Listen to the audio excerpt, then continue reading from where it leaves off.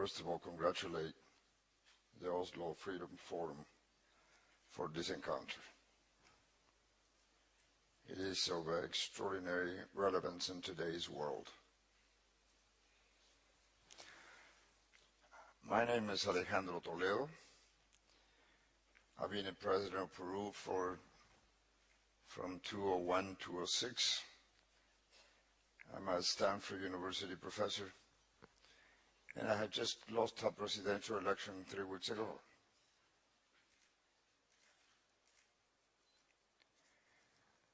My story is that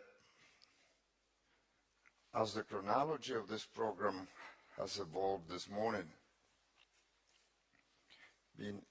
I've heard about talking the composition of the minds of dictatorships and the description of people who have dictatorship attitudes. In Latin America, there is a subtle way of electing authoritarian regimes. Elect authoritarian regimes.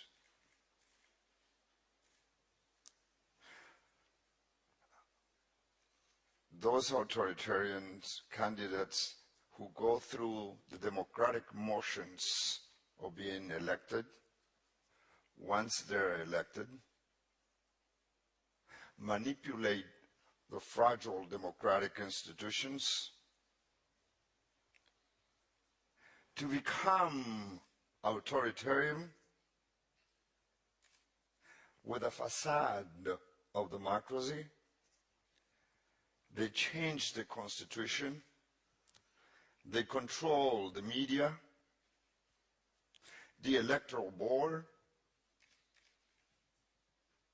they control the people who have a different point of views, and they operate under the name of democracy. That is, we in Latin America are electing authoritarian regimes. Not in general. There is a tendency and there's a group.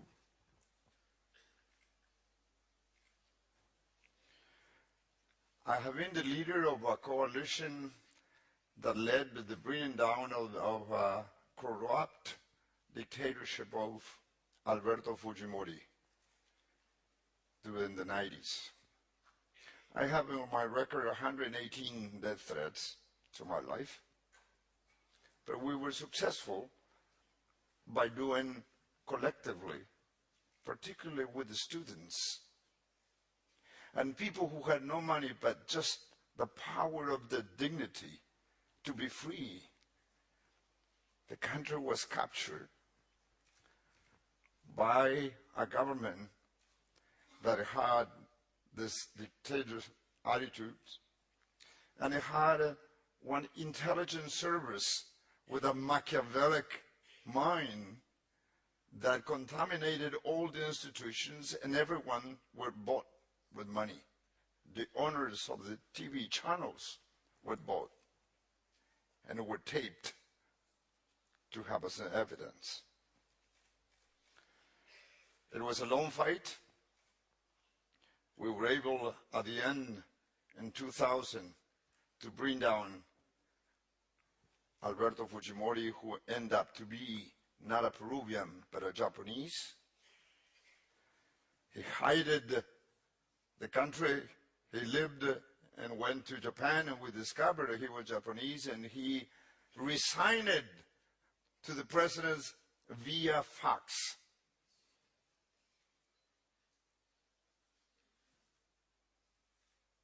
A political surrealism or a Hitchcock movie. He resigned by fax. The country was very disappointed. When I assumed the presidency, the collective self-esteem of the nation was very low. The country's economy was in ruins. And I'm the first indigenous president who was elected in 500 years. Consequently, people had a high expectation, says, you gave us democracy, now I need a job, but I need it now. So a country with a very high expectations, low collective esteem. And it didn't believe in anyone. All politicians were corrupt. I described this phenomenon of Fujimori to extrapolate what's going on in the region today in several countries, and it is expanded. And I'm referring to those presidents who are elected democratically, such as Hugo Chavez in Venezuela, Evo Morales in Bolivia, Daniel Ortega en Nicaragua, Rafael Correa in Ecuador. All of them go through the motions of democracy. But at the end are authoritarian regimes. And in societies where institutions are very fragile, corruption emerges very strongly. Corruption, narco-trafficking, covered by these authoritarian governments.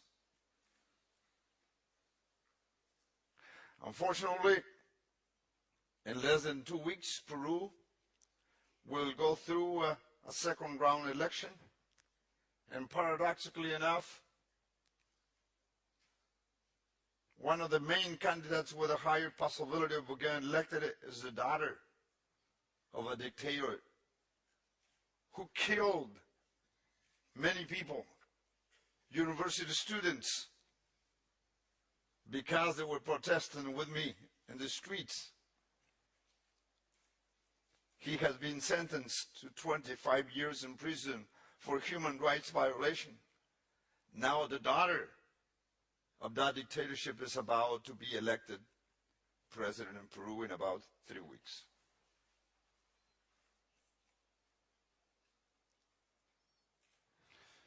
I guess my first reflection is, just as much democracy does not have a nationality, human rights does not have a color of skin. And we have the enormous responsibility not to be fooled by the face of democracy, but with an authoritarian heart. And it is expanded. It is expanded. The problem is that they have a lot of money. Money obtains via narco-trafficking, or some countries have the lack of having oil.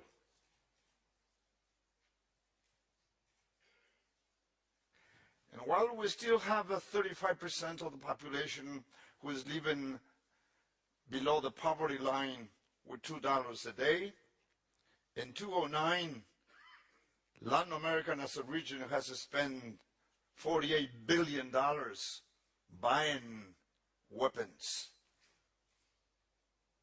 while people need schools or potable water. I guess what I'm saying,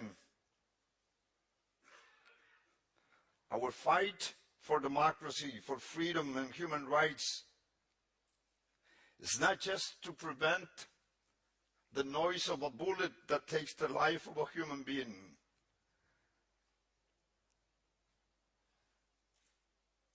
Part of a human right is to have a dignified life.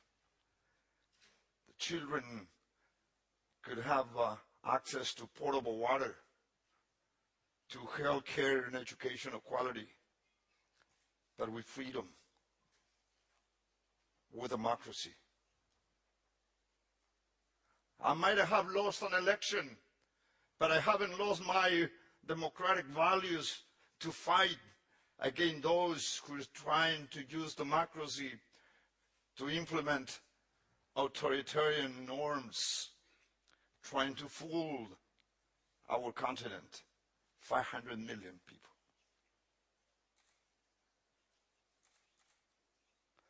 I have decided not to go back to Stanford permanently, but to stay in the country to fight once again 10 years later in the opposition to trying to achieve real freedom for my people.